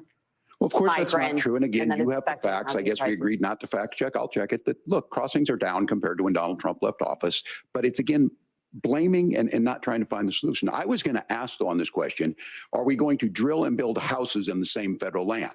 And I think when people hear federal lands, these are really important pieces of land. Now, Minnesota doesn't have a lot of federal lands. I know in the western part of the countries we do. There's not a lot of federal lands in and around Minneapolis, for example. So the issue is I don't understand the federal lands issue unless we see this, and I worry about this as someone who cares deeply about our national parks and our federal lands. Look, Minnesota, we protect these things. We've got about 20% of the world's fresh water. These lands protect. They're there for a reason. They belong to all of us. But again, this is when you view housing and you view these things as commodities. Like, there's a chance to make money here. Let's take this federal land and let's sell it to people for that. I think there's better ways to do this. We've seen it in Minnesota. We're able to refurbish some of these houses. We're able to make some investments. That gets people in. And I'm still on the fact on this. Economists, Senator Vance, you said you don't like the economists. Which economists are saying that it is immigrants that's adding to the cost? Governor, Where's your the study? time is up. But Senator, on that point, I'd like for you to clarify. There are many contributing factors to high housing costs. What evidence do you have that migrants are part of this problem? Well, there's a Federal Reserve study that we're happy to share after the debate. We'll put it up on social media, actually, that really drills down on the connection between increased levels of migration, especially illegal immigration, and higher housing prices. Now, of course, Margaret, that's not the entire driver of higher housing prices. It's also the regulatory regime of Kamala Harris. Look, we are a country of builders. We're a country of doers. We're a country of explorers. But we increasingly have a federal administration that makes it harder to develop our resources, makes it harder to build things, and wants to throw people in jail for not doing everything exactly as Kamala Harris says they have to do. And what that means is that you have a lot of people who would love to build homes who aren't able to build homes. I actually agree with Tim Walz. We should get out of this idea of housing as a commodity. But the thing that has most turned housing into a commodity is giving it away to millions upon millions of people who have no legal right to be here. What are the federal regulations? I deal with this as a governor. You can very quickly reply. I'm sorry. I get this as a governor, and I don't necessarily disagree with that in some cases, many of those are local, many of them are state. I don't know which ones are federal, but I think whenever we talk regulations, people think they can get rid of them. I think you want to be able to get out of your house in a fire. I think you want to make sure that it's fireproof and those types of things. So which are the regulations? Because the vice president's not responsible for those. Congress writes those. Governor, thank you. Gentlemen, we have a lot to get to. You're passionate about the housing crisis, I can tell. But Nora? Thank you. One of the top problems facing Americans is the high cost of health care. Senator Vance, at the last presidential debate, former President Trump was asked about replacing the Affordable Care Act. In response, he said, "I have concepts of a plan." Since then, Senator, you've talked about changing how chronically ill Americans get health insurance. Can you explain how that would work? And can you guarantee that Americans with pre-existing conditions won't pay more? I'll give you 2 minutes. Well, of course, we're going to cover Americans with pre-existing conditions. In fact, a lot of my family members have gotten health care. I believe, members of my family actually got private health insurance, at least for the first time, switched off of Medicaid onto private insurance for the first time under Donald Trump's leadership. And I think that, a lot of people have criticized this concepts of a plan remark. It's very simple common sense. I think it's Tim Walz knows from 12 years in Congress, you're not going to propose a 900-page bill standing on a debate stage. It would bore everybody to tears, and it wouldn't actually mean anything because part of this is the give and take of bipartisan negotiation. Now, when Donald Trump was actually president, and again, he has a record to be proud of, prescription drugs fell in 2018 for the first time in a very long time. Under Kamala Harris's leadership, prescription drugs are up about 7%. Under Donald Trump's entire 4 years, they were up about 1.5%. He introduced pricing transparency. Think about healthcare. You go into a hospital, you try to buy something, and nobody knows what it actually costs. That price transparency will actually give American consumers a little bit more choice and will also drive down costs. And we talked about, the reinsurance regulations is what I was talking about. Look, Donald Trump has said that if we allow states to experiment a little bit on how to cover both the chronically ill, but the non-chronically ill, it's not just a plan. He actually implemented some of these regulations when he was president of the United States. And I think you can make a really good argument that it salvaged Obamacare, which was doing disastrously until Donald Trump came along. And I think this is an important point about President Trump. Of course, you don't have to agree with everything that President Trump has ever said or ever done. But when Obamacare was crushing under the weight of its own regulatory burden and healthcare costs, Donald Trump could have destroyed the program. Instead, he worked in a bipartisan way to ensure that Americans had access to affordable care. It's not perfect, of course, and there's so much more that we can do. But I think that Donald Trump has earned the right to put in place some better healthcare policies. He's earned it because he did it successfully the first time. Governor? All right, here's where being an old guy gives you some history. I was there at the creation of the ACA. And the reason it was so important is I come from a major healthcare state, home of the Mayo Clinic, home to Medical Alley, 3M, Medtronic, all of those. We understand healthcare. It's why we're ranked first on affordability and accessibility and quality of healthcare. And so what I know is under Kamala Harris, more people are covered than they have before. And those of you listening, this is critical to you. Now, Donald Trump all of a sudden wants to go back and remember this. He ran on the first thing he was going to do on day one was to repeal Obamacare. On day one, he tried to sign an executive order to repeal the ACA. He signed on to a lawsuit to repeal the ACA, but lost at the Supreme Court. And he would have repealed the ACA had it not been for the courage of John McCain to save that bill. Now, fast forward, what that means to you is you lose your pre-existing conditions. If you're sitting at home and you got asthma, too bad. If you're a woman, probably not. Broke your foot during football, might kick you out. Your kids get kicked out when they're 26. Kamala Harris negotiated drug prices for the first time with Medicare. We have 10 drugs that will come online, the most common ones that'll be there. But look, this issue, and when Donald Trump said, I've got a concept of a plan, it cracked me up as a fourth grade teacher because my kids would have never given me that. But what Senator Vance just explained might be worse than a concept because what he explained is pre-Obamacare. And I'll make this as simple as possible because I have done this for a long time. What they're saying is, if you're healthy, why should you be paying more? So what they're going to do is let insurance companies pick who they insure because guess what happens? You pay your premium, it's not much. They figure they're not going to have to pay out to you. But those of you a little older, gray, got cancer, you're going to get kicked out of it. That's why the system didn't work. Kamala Harris will protect and enhance the ACA. Governor, thank you. Senator, you have not yet explained how you would protect people with pre-existing conditions or laid out that plan. Well, look, we currently have laws and regulations in place right now that protect people with pre-existing conditions. We want to keep those regulations in place, but we also want to make the health insurance marketplace function a little bit better. Now, what Governor Walz just said is actually not true. A lot of what happened and the reason that Obamacare was crushing under its own weight is that a lot of young and healthy people were leaving the exchanges. Donald Trump actually helped address that problem, and he did so in a way that preserved people's access to coverage who had pre-existing conditions. But again, something that these guys do is they make a lot of claims about if Donald Trump becomes president, all of these terrible consequences are going to ensue. But in reality, Donald Trump was president. Inflation was low. Take-home pay was higher, and he saved the very program from a Democratic administration that was collapsing and would have collapsed absent his leadership. He did his job, which is govern in a bipartisan way and get results, not just complain about problems, but actually solve them. Governor, did enrollment under the Affordable Care Act go up under the Trump administration? It's higher now that we've seen it go up. Look, people are using it. The system works. And the question about this of young people, whatever, that's the individual mandate piece of this. And Republicans fought tooth and nail saying, well, Americans should be free to do this. Well, then what happens is— So you think the individual mandate's a good idea? You shrink. I think the idea of making sure the risk pool is broad enough to cover everyone, that's the only way insurance works. When it doesn't, it collapses. You are asking pre-ACA where we get people out. Look, people know that they need to be on health care. People expect it to be there. And when we are able to make it, and we are making it this way, when we incentivize people to be in the market, when we help people who might not be able to afford it get there, and we make sure then when you get sick and old, it's there for you. Because I heard people say, well, I don't want to buy into Medicare or whatever. Good luck buying health care once you get past 70.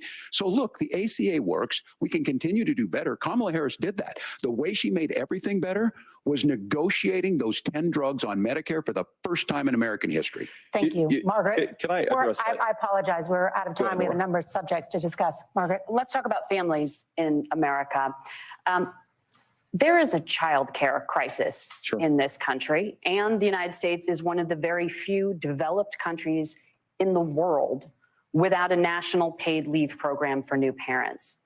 Governor Walz, you said that if Democrats win both the White House and Congress, this is a day one priority for you.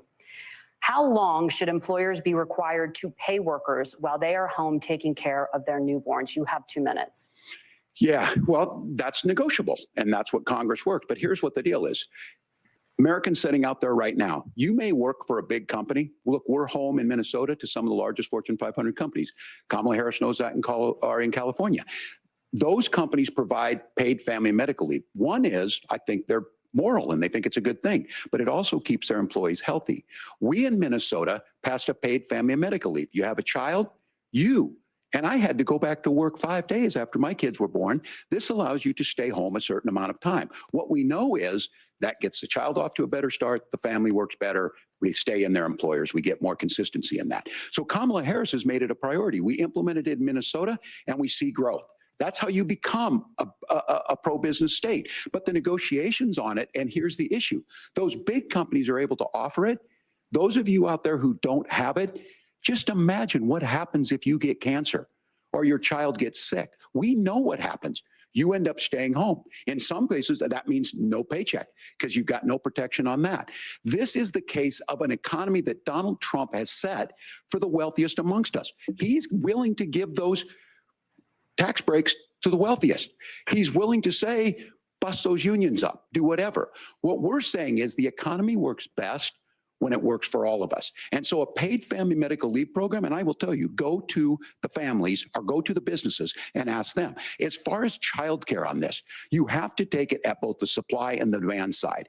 You can't expect the most important people in our lives to take either our children or our parents to get paid the least amount of money. And we have to make it easier for folks to be able to get into that business and then to make sure that folks are able to pay for that. We were able to do it in Minnesota, and I'm still telling you this. We were listed as the best state. We're still in crisis on this. A federal program of paid family and medical leave and help with this will enhance our workforce, enhance our families, and make it easier to have the children that you want.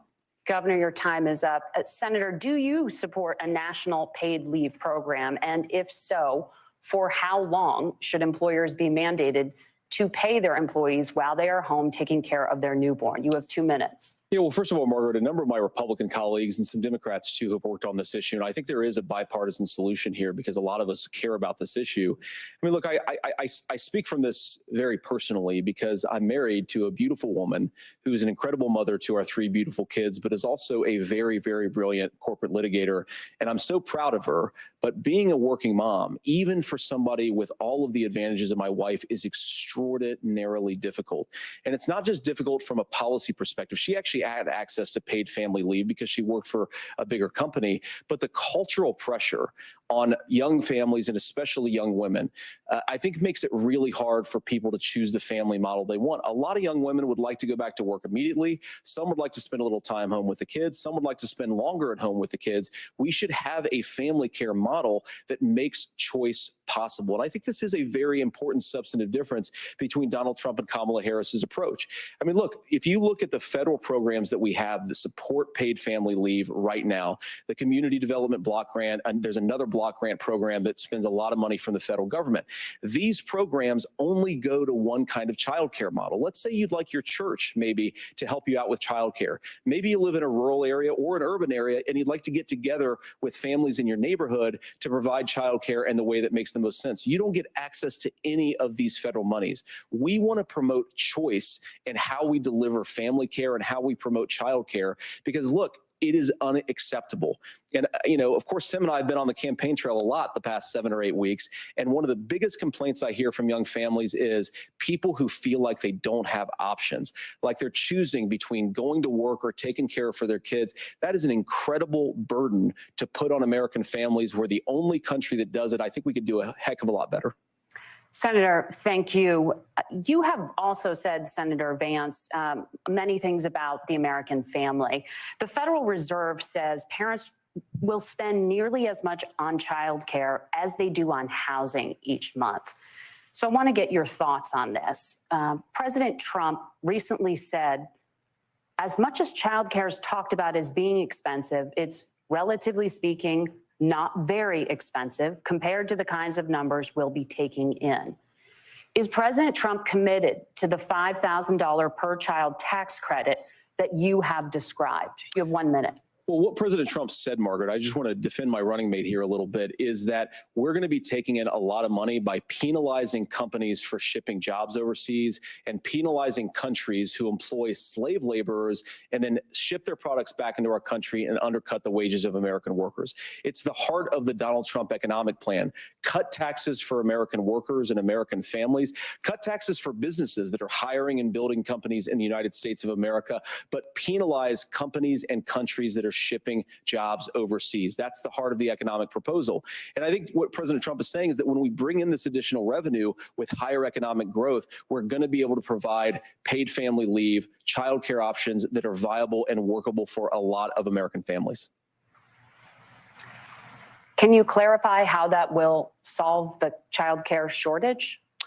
Well, because as Tim said, a lot of the child care shortage is we just don't have enough resources going into the multiple people who could be providing family care options.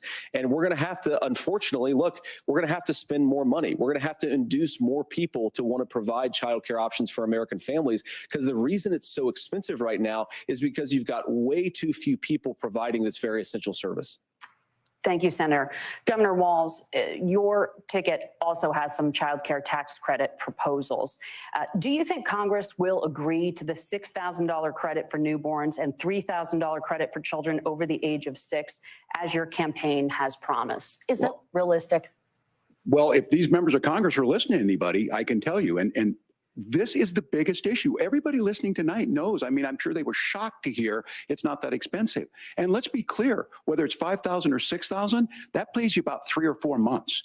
Let's be clear of where we're at on this. It's because we got out of an imbalance on this. We thought we were going to get by not paying people. I don't think Senator Vance and I are that far apart. I'm not opposed to what he's talking about on options. We've done scholarships types of things. I think we need to be open to making the case.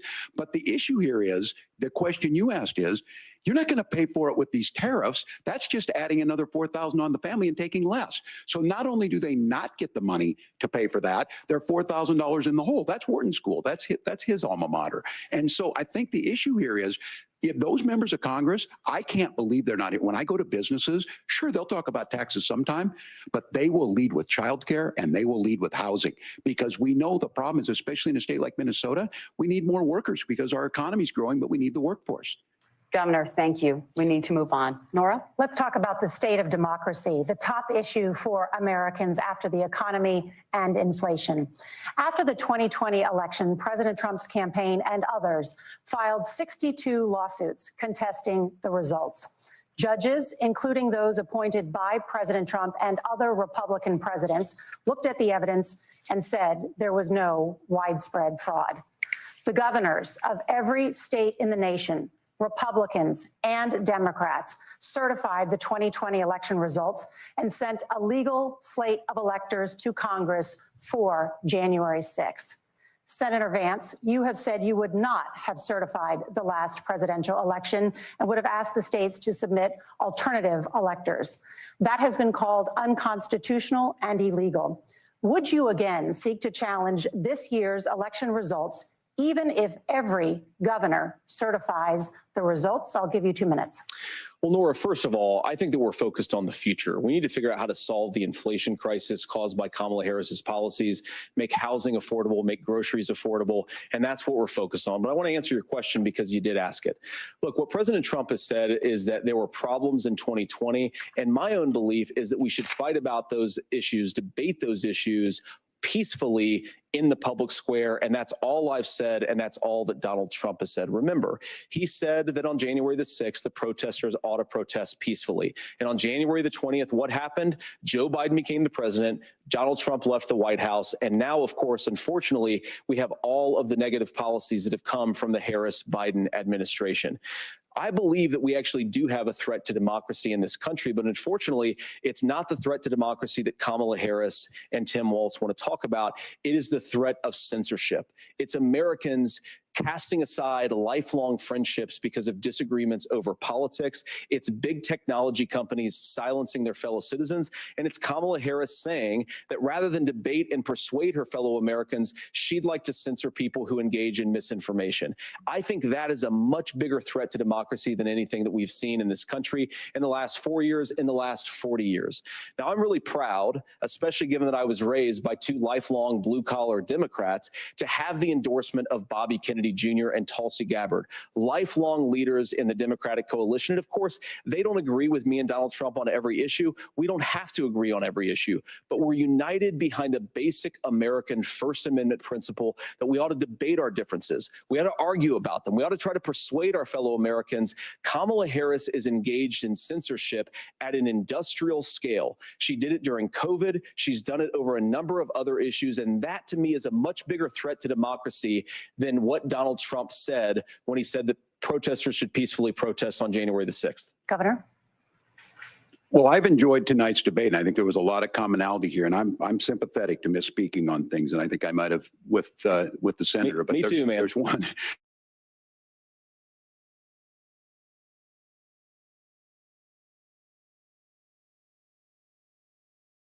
Can be the frog in the pot and let the boiling water go up. He was very clear. I mean, he lost this election, and he said he didn't.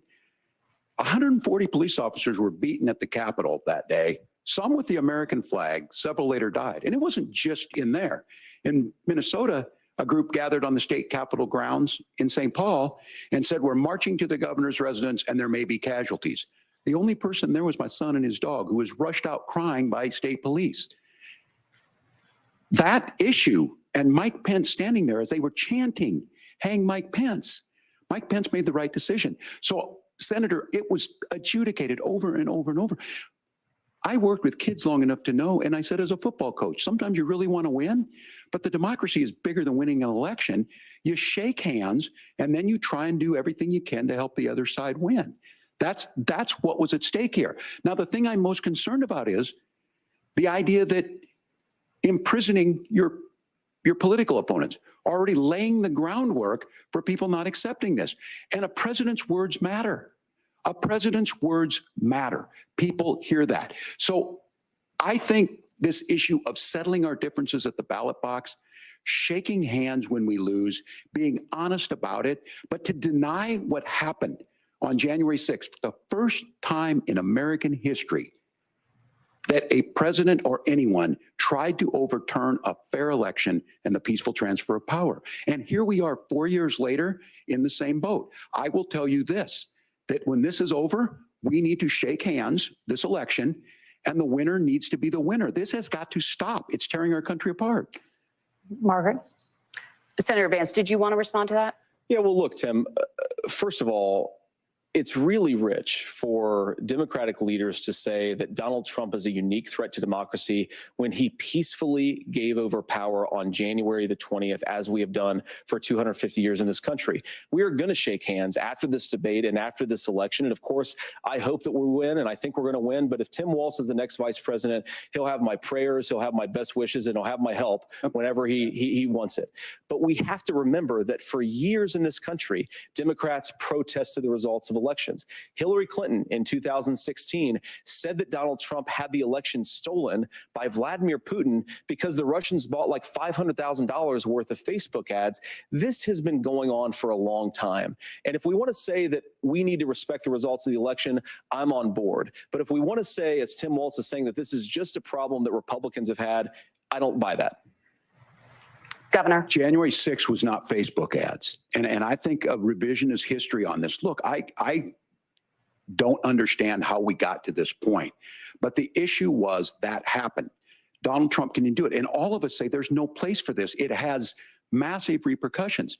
This idea that there's censorship to stop people from threatening to kill someone, threatening to do something, that's not censorship. Censorship is book banning. We've seen that. We've seen that brought up. I just think for everyone tonight, and I'm going to thank Senator Vance. I think this is the conversation they want to hear. And I think there's a lot of agreement, but this is one that we are miles apart on. This was a threat to our democracy in a way that we had not seen. And it manifested itself because of Donald Trump's inability to say. He is still saying he didn't lose the election. I would just ask that. Did he lose the 2020 election? Tim, I'm focused on the future. Did Kamala Harris censor Americans from speaking their mind in the wake of the 2020 COVID situation? That is a damning non-answer. It's a damning non-answer for you to not talk about censorship. Obviously, Donald Trump and I think that there were problems in 2020. We've talked about it. I'm happy to talk about it further. But you guys attack us for not believing in democracy. The most sacred right under the United States democracy is the First Amendment. You yourself have said there's no First Amendment right to misinformation. Kamala Harris wants to use the power of government and big tech to silence people from speaking their minds. That is a threat to democracy that will long outlive this present political moment. I would like Democrats and Republicans to both reject censorship. Let's persuade one another. Let's argue about ideas, and then let's come together afterwards. You can't yell fire in a crowded theater. That's the test. That's the Supreme Court test. Tim, fire in a crowded theater. You guys wanted to kick people off of Facebook for saying that toddlers shouldn't wear masks. Senator, the governor does have the floor. Fire in a crowded theater. That is criticizing the policies of the government, which is the right of every American. Senator, the governor does have the floor for 1 minute to respond to you. Yeah. Well, I don't run Facebook. What I do know is I see a candidate out there who refused, and now again, and this, I'm pretty shocked by this. He lost the election. This is not a debate. It's not anything anywhere other than in Donald Trump's world. Because look, when Mike Pence made that decision to certify that election, that's why Mike Pence isn't on this stage. What I'm concerned about is, where is the firewall with Donald Trump? Where is the firewall if he knows he could do anything, including taking an election, and his vice president's not going to stand to it? That's what we're asking you, America. Will you stand up? Will you keep your oath of office, even if the president doesn't? And I think Kamala Harris would agree. She wouldn't have picked me if she didn't think I would do that, because of course that's what we would do. So America, I think you've got a really clear choice on this election of who's going to honor that democracy and who's going to honor Donald Trump. Governor, your time is up. Thank you, gentlemen. We will be right back with both of our candidates. The CBS News vice presidential debate continues.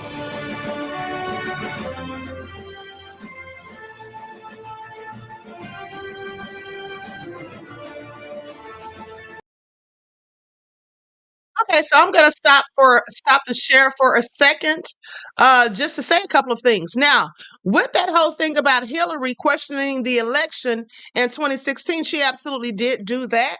And I find it interesting that Tim Walz tried to act as though, oh, well, posting memes on Facebook is not going to the Capitol. No, it isn't. But his point was, they're acting like Donald Trump was the first person to ever question the legitimacy of an election, and he absolutely was not. Another thing is, Lillian said, what's your take, Queen? I'm giving it right now. And then another thing is Support the Arts said, this is a MAGA chat. And when Trump takes y'all back to slavery, don't say anything. Well, here's the thing. Kamala's family owned slaves, beloved. So with that all being said, Trump's family probably owned slaves too, but Kamala sure did. We have proof of that. So that all being said, if we have to worry about Trump taking us back to slavery, we need to worry about Kabami taking us right back too. And she already said she's not doing anything for African Americans. No. So I'm sorry. Please make that all make sense. Now, with that all being said, at the end of the day, I have a problem with the censorship. Now, pay attention. Walz didn't want to talk about that. Vance made a very good point when he said they did not want people questioning the governmental policies during the pandemic, and they did not. Now, Mark Zuckerberg already came out and admitted that the Biden administration told them, okay, they colluded with big tech to censor us. So what kind of world is this? A communist regime that we're living in when we can't speak the truth, when we can't voice our opinions? What happened to freedom of speech and the First Amendment in this country? You should be asking Biden and Kabami. Okay, because that's a whole lot more important to me than what happened January the 6th, because that's over and done with. And I'm pretty sure it won't happen again. But them censoring us could happen again, specifically if Kabami becomes the president. Because anything they want us to say or talk about or find out, they will censor you so that you can't do so. Okay, this is why we have to sit on platforms like ScrewTube and spell out the word sexual, because we can't even say it. We have to say grape because we can't say the R word. Okay, so please pay attention. This is all a load of bullshit. I'm a grown woman. You mean to tell me I can't say regular words? And they're not even curse words, but we can't say them thanks to Kabami and Biden. So miss me with it. Yes, I hope she absolutely loses. And then for those of you talking about the policies, where are Kabami's policies? What has Kabami done for Black folk? All the stuff that you're asking about Trump, ask yourself the same about Kabami. Okay, and then get back to me when you have some answers. All right, as far as I'm concerned, Walz is losing pathetically.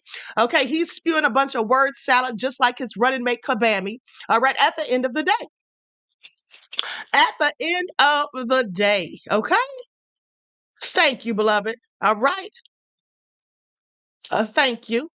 Okay, I see Support the Arts is so mad. Support the Arts, you're going to cry in the car. Got the nerve to call us a MAGA chat. Well, guess what? We ain't a Kabami chat, that's for sure. Okay, that's for sure, beloved. All right. I mean, we're just agreeing with the facts. We're agreeing with the facts. And here's the thing. If Tim Walz wants to sit up there and quote the scripture, I find it contradictory and hypocritical. How can he sit there and quote scripture, but at the same time talking about killing babies, talking about the rights of the parents, the rights of the mothers? Well, what about the rights of the unborn child? Once that fetus is created, that is a living human being. And do you ever think about the pain and the trauma that it causes to the fetus as it's been snatched, vacuumed out of the mother? At the end of the day, it's murder. That's what it is. Okay, that's what it is. Now, there may be some specific instances, such as the mother's life being in jeopardy, when you want to allow someone to have that. But as far as I'm concerned, one of the best things they did in this country was to get rid of Roe versus Wade. Okay, and they don't need to bring it back ever. And if you don't want to, and for the people that are worried about abortions and your reproductive health, well, here's the thing. Here's a thought. If you don't want to have kids, then just don't get pregnant. Okay? How about that? And I'm not talking about people who are assaulted or raped. I'm talking about these regular people who are going around here having 2, 3, and 4 abortions because they use abortion as birth control. Okay, so miss me with it. I don't have any empathy and sympathy, and absolutely, I think it's all about depopulation as far as I'm concerned. Abortion is nothing but another way of genocide, in my opinion, and that's just what it is. Okay, thank you. Luna says put on protection. Exactly. Okay, so with that all being said, now let's get back to it because here they go. Likes up, everyone, please like and share. Be in your bedroom or exam room, but the freedom for you to make choices about yourself. Now, look, we all know who Donald Trump is. He's told us, and as Maya Angelou said, believe him when he told you that. His first inaugural address talked about American carnage, and then he spent 4 years trying to maybe do that. Senator Vance tonight made it clear he will stand with Donald Trump's agenda. He will continue to push down that road. Excuse me. Kamala Harris gives us a different option. Now, I'll have to tell you, I'm going to be careful about the quotes, but there's one that Senator Vance said that does resonate with me. He said, Donald Trump makes the people I care about afraid. A lot of America feels that way. We don't need to be afraid. Franklin Roosevelt was right. All we have to fear is fear itself. Kamala Harris is bringing us a new way forward. She's bringing us a politics of joy. She's bringing real solutions for the middle class, and she's centering you at the heart of that. All the while asking everyone, join this movement, make your voices heard. Let's look for a new day where everybody gets that opportunity and everybody gets a chance to thrive. I humbly ask for your vote on November 5th for Kamala Harris. Governor Walz, thank you. Senator Vance, your closing statement. Well, I want to thank Governor Walz, you folks at CBS, and of course the American people for tuning in this evening. And one of the issues we didn't talk about was energy. And I remember when I was being raised by my grandmother, when she didn't have enough money to turn on the heat some nights because Ohio gets pretty cold at night and because money was often very tight. And I believe, as a person who wants to be your next vice president, that we are a rich and prosperous enough country where every American, whether they're rich or poor, ought to be able to turn on their heat in the middle of a cold winter night. That's gotten more difficult thanks to Kamala Harris's energy policies. I believe that whether you're rich or poor, you ought to be able to afford a nice meal for your family. That's gotten harder because of Kamala Harris's policies. I believe that whether you're rich or poor, you ought to be able to afford to buy a house. You ought to be able to live in safe neighborhoods. You ought to not have your communities flooded with fentanyl. And that too has gotten harder with because of Kamala Harris's policies. Now, I've been in politics long enough to do what Kamala Harris does when she stands before the American people and says that on day one, she's going to work on all these challenges I just listed. She's been the vice president for 3.5 years. Day one was 1,400 days ago, and her policies have made these problems worse. Now, I believe that we have the most beautiful country in the world. I meet people on the campaign trail who can't afford food, but have the grace and generosity to ask me how I'm doing and to tell me they're praying for my family. What that has taught me is that we have the greatest country, the most beautiful country, the most incredible people anywhere in the world.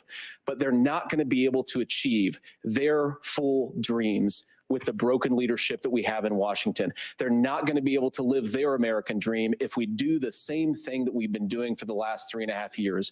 We need change. We need a new direction. We need a president who has already done this once before and did it well. Please vote for Donald Trump. And whether you vote for me or vote for Tim Walz, I just want to say, I'm so proud to be doing this and I'm rooting for you. God bless you and good night. Senator Vance, thank you. And thank you both for participating in the only vice presidential debate of this election cycle. I'm Margaret Brennan. And I'm Nora O'Donnell. And a reminder, there are just 35 days until Election Day. Please get out and vote. And for all of us here at CBS News, thank you and good night. Right. Well, I'm sorry some of you guys thought that was boring, but I absolutely enjoyed every minute of it because they talked about policy. They talked about things that are relevant and pertinent. They didn't spend the time going back and forth insulting each other and acting like fools like Trump and Kabami did, okay? And Tim Walz did have an earpiece where someone was telling him what to say at the end of the day. So with that all being said, at the end of the day, I think Vance did a better job. I absolutely do. So what do you all think? Ones, if you think Walz did a better job. Twos, if you think that it was Vance. Ones, if you think Walz. Two, if you think Vance. Okay, I want to know what you guys are thinking. I want to know what you guys are thinking because I absolutely loved every minute of it. Ones for Walz, twos for Vance. I think Vance killed him. I'm sorry, I think Vance killed him. Walz wasn't ready for it. And I'm going to tell you why he wasn't ready for it. I want you all to pay attention. You see, Walz absolutely thought that Vance was going to be easy for him to beat. He underestimated him. That was easy for me to see. Didn't you all see it? He underestimated Vance. And I did too, to be honest. I didn't expect him to do so well. I thought he was going to get smashed. I thought Walz was going to destroy him. I am so surprised. Okay, he had good answers, and even when he deflected, he still did a good job at it. He didn't spew word salad when he deflected like Walls and Kabami, so I thought he did a pretty good job overall. Okay, that's right. Claudette said he came with it. Absolutely. And so, with that all being said, this was really enjoyable. Okay, mommy, thank you, beloved, for your contribution to the channel. Peace, love, and blessings. Okay, and so, it is what it is. Now, I know some of you all are sad and butthurt and mad and been out of shape. Support the arts. Now, Support the Arts says that they're so disappointed in most of us. Well, beloved, you may be disappointed in some of us right now, but you're absolutely going to be disappointed in Kabami if she gets into the Oval Office and you see that she's not going to do a god darn thing. All you're going to get is a little bit more of the Biden policies with a little bit of sprinkles on top. That's it. That's all you're going to get. She's not going to do anything. If she was going to, she could have already implemented these policies. She could have already discussed them with Biden, had him doing them. She could have already taken it before Congress. She could have done whatever she needs to do. She didn't do any of it. Okay, she didn't do any of it. So I'm sorry, but I don't believe anything that comes out of her mouth. And Walls, well, I think that he has good intentions, specifically given whom he has to work with. Okay, but at the end of the day, this is a futile effort as far as I'm concerned. Kabami is just not the one. All right, she's just not the one. Luna said, support the arts, check Kabami's knees. Reggie said, not sprinkles. Southwest Houston, Texas. I don't agree with Walls' policies or Kamala's views. No, and nor do I. Okay, I think it's absolutely insidious to put tampons in the boys' restroom. Okay, I'm sorry. What? And I'm not going to get into it right now, but some stuff doesn't even make sense. Okay, some of this stuff doesn't even make a lick of sense. Okay, it's all crazy. Reggie said Vance is on his game compared to Walls. Yes, exactly. What was he thinking? Like I told you guys, I really think that he grossly underestimated Vance and thought it was going to be a cakewalk, thought it was going to be a walk in the park, thought he was going to get on here and shoot the breeze. But unfortunately, it all went bad. He fell short and he fell flat. Okay, at the end of the day. So Laverne said, thank you, Queen, because you didn't have to do this. You're welcome, beloved. You're absolutely welcome. So listen, I'm going to conclude this broadcast. I enjoyed it. Sorry for those of you that didn't, but yeah, I was pleasantly surprised because like I said, I didn't think Vance was going to do a darn thing. I thought Waltz was going to wipe the floor with him. I literally thought that. So it looks like Vance had his A game on. And I can tell that from the first couple of questions that Vance was asked and the way he answered them, that knocked Waltz off his game. I want you all to pay attention because that's when he knew to buckle up, okay? Because it's going to be a bumpy ride. And that's what it was. Okay, so listen, I love you all to life. I hope you enjoy the rest of this night. Get your rest because we will be right back at it in the morning with your morning wake-up call. Okay, so each one teach one. That's how we grow and thrive. Do something productive, constructive, but never destructive. And always remember, beloveds, to keep the Most High first in your lives. Peace.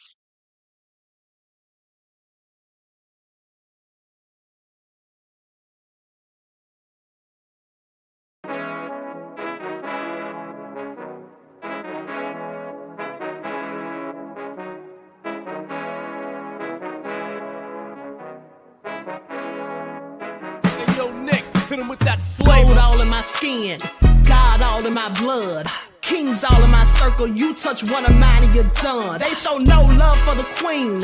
Why you hating on me?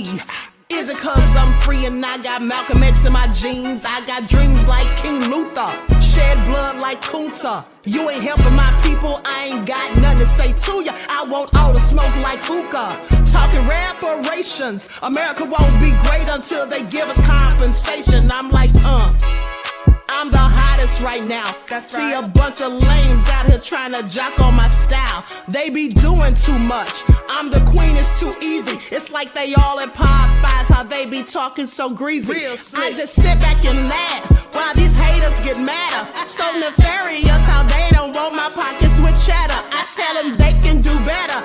This makes it in the grass can leave a bite on your ass, cause y'all be trusting too fast. I got my foot on the gas, other one on they necks. Dropping receipts on haters, you better show some respect. I'm never facing regrets, we only facing the threats. Running through every challenge like a relay, break no sweat. It's a cold game, so I got that blanket with me.